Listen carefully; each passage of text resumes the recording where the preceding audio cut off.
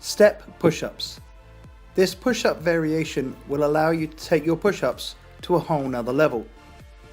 You will need two level surfaces just wider than shoulder width and enough space for your whole body length. Keeping your core tight, your body in a straight line from shoulder to heel and your head up.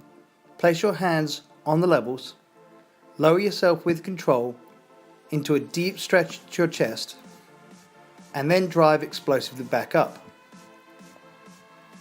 When you reach the bottom of the movement, hold your breath, push hard, and then breathe out sharply at the top of each movement. This will allow a deeper stretch into the chest muscles and a more explosive press. Keep the body in a straight line, concentrating on your chest at all times, or your triceps depending on where your focus wishes to be. I definitely recommend this exercise to burn out the chest muscles in any chest day or tricep day workout. Thanks guys.